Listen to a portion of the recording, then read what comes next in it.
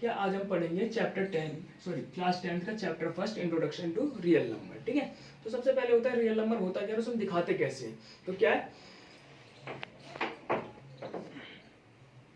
Real number is a value that represent on a number line। क्या है real number is a value that represent on a number line. Real number को जो है हम number line पे represent करते हैं। कैसे, ये देखो ये बना दिया हमने एक नंबर लाइन। ठीक है, बीच में जीरो होता है मिडल में, बाकी इस साइड जो है पॉजिटिव नंबर होते हैं और इस साइड जो है नेगेटिव नंबर होते हैं। तो positive number 1 2 3 4 5 so on infinity तक, और इस साइड क्या होता है -1 -2 -3 -4 -5, इस साइड क्या इन्फिनिटी तक। ठीक है, तो रियल नंबर क्या है, जो वैल्यू होते हैं उससे रिप्रेजेंट कहाँ पे करते हैं, कहाँ पे दिखाते हैं, नंबर लाइन पे। उसके बाद रियल नंबर का सिंबल क्या होता है, तो क्या है डिनोटेड बाय सिंबल आर।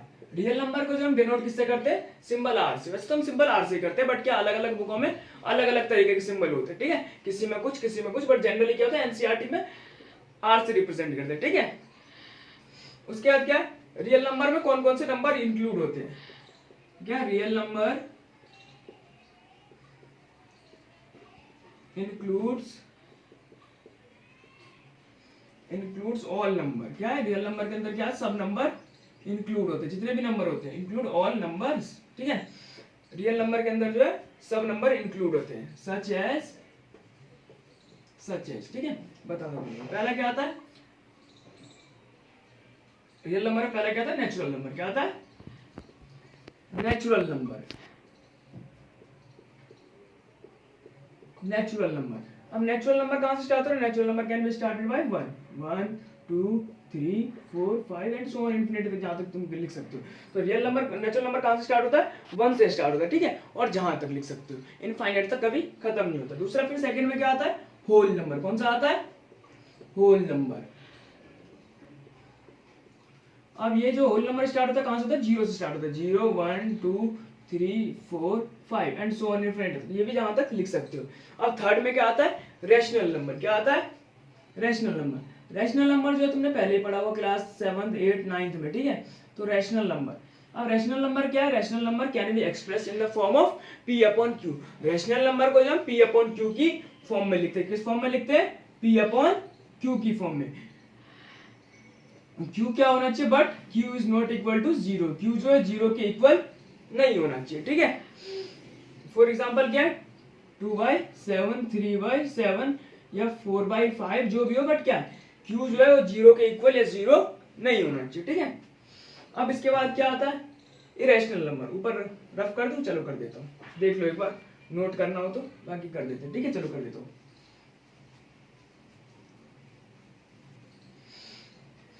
अब क्या आता है रैशनल नंबर के बाद इरेशनल नंबर। क्या आता है इरेशनल नंबर।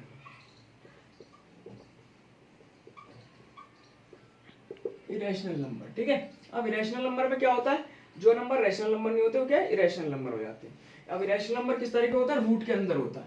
रूट के अंदर तो होता है, बट क्या है हर नंबर क्या है इरेशनल नंबर हर रूट के अंदर जो है नहीं होता। कैसे देखो, जैसे क्या है 2 क्या है इरेशनल नंबर है, 3 इरेशनल नंबर, बट 4 क्या है 4 जो वो इरेशनल नंबर नहीं है। अब क्यों नहीं है, अब 4 को जब पेयर बन जाएगा 4 का कैसे 2 × 2, ये 2 का पेयर बन गया, तो क्या 2 जो है वो बाहर रूट के बाहर आ जाएगा। क्या 4 जो इरेशनल नंबर नहीं है। ठीक है, अब इसके बाद क्या आता है इरेशनल नंबर के बाद इंटीजर। क्या आता है इंटीजर्स। अब इंटीजर्स क्या है, दो टाइप के इंटीजर होते हैं, एक होता है पॉजिटिव इंटीजर और एक क्या होता है नेगेटिव इंटीजर होता है। ठीक है, एक पॉजिटिव इंटीजर एक नेगेटिव इंटीजर। अब इंटीजर भी जो है ये पॉजिटिव में 1 2 3 4 5 जो भी नंबर पॉजिटिव में, और नेगेटिव इंटीजर क्या होता है -1 -2 -3 -4 -5। ठीक है, नेगेटिव, बट इसको रिप्रेजेंट कहाँ पे करते हैं, इस नंबर लाइन पे रिप्रेजेंट करते हैं। ठीक है, नोट कर लो। अब इसके बाद क्या आता है, इसके बाद आता है इक्विलिब्स डिवीजन लेमा। क्या आता है इक्विलिब्स Euclid's division lemma, Euclid's division lemma. अब इक्लिप्स क्या है? इक्लिप्स जो है वो एक साइंटिस्ट का नाम है, इक्लिप्स क्या है? एक साइंटिस्ट का नाम है। और डिवीजन क्या है? ये एक डिवाइड है और डिवाइड है। और लेमा क्या? लेमा एक सेटअप है। क्या है? लेमा जो है वो एक सेटअप है। सपोज करो इफ, एक मिनट ये काम नहीं कर रहा, डाल देते हैं।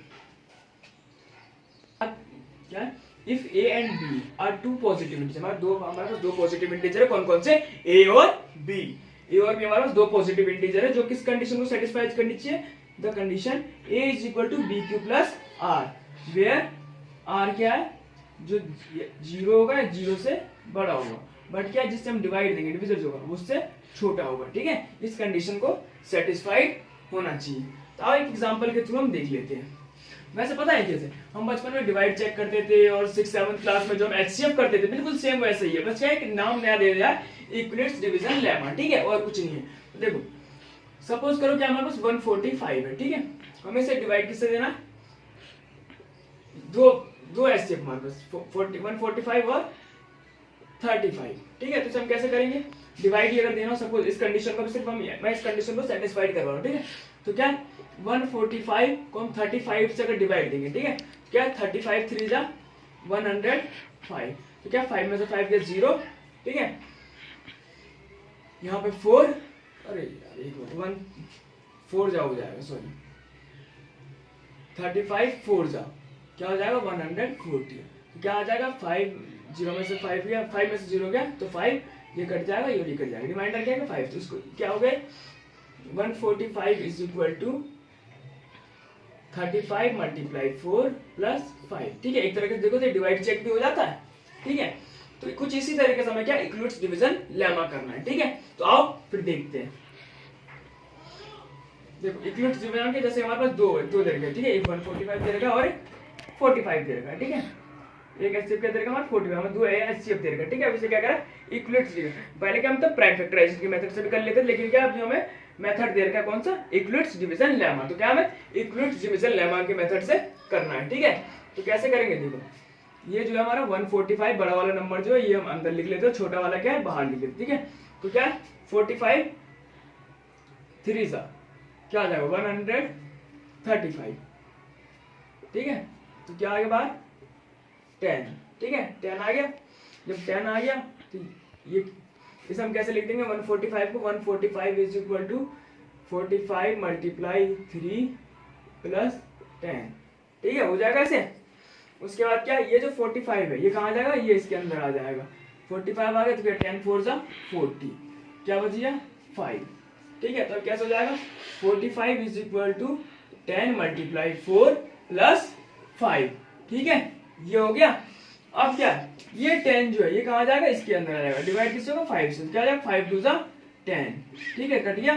तो क्या आ गया 10 is equal to 5 multiply 2 plus 0। ठीक है, तो कितने स्टेप में हुआ हमारा? 3 स्टेप में हुआ है। फर्स्ट स्टेप, सेकंड स्टेप और थर्ड स्टेप।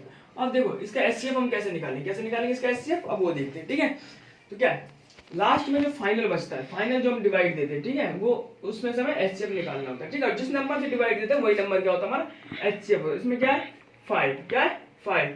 हम कैसे लिखेंगे एचसीएफ ऑफ 145 एंड 45। ठीक है, इज 5। ठीक है, तो क्या एचसीएफ जो हमारा 145 का क्या है और 45 का क्या है 5 है। अब क्या अभी जो हमारा 3 स्टेप में हो, कभी कभी क्या होता है कि हमारा 1 स्टेप में हो जाता है, 2 स्टेप में हो जाता है, 3 स्टेप में, 4 5। एक एग्जांपल देख लो, जैसे 1 स्टेप में करना है। ठीक है, 1 स्टेप में करना है, कितने में 1 स्टेप में।